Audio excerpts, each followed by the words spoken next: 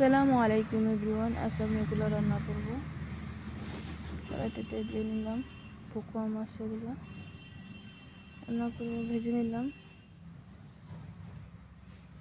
কড়াইতে তেল দিয়ে নিলাম, জিরা, মিঠি গুটি এগুলো দিয়ে দিচ্ছি, কাঁচা লঙ্কা, পেঁয়াজ, রসুন এগুলো ভেজে নিলাম, পানি দিয়ে নিলাম। এখন মশলাপাতি দিয়ে দিলাম, নেড়ে চেড়ে নিব, সবজিগুলি কষিয়ে নিব। ঢেকে দিলাম, আর অল্প করে ঢেকে দিব। কষা হয়ে গেছে, এখন পানি দিয়ে দিব, মাছগুলো দিয়ে দিলাম।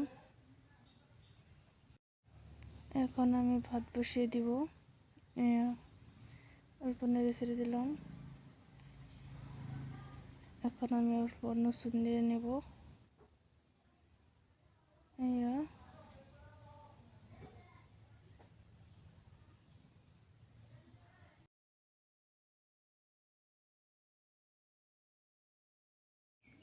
বাচ্চার বাবা এখন ভাত বাড়ছে, দেখেন।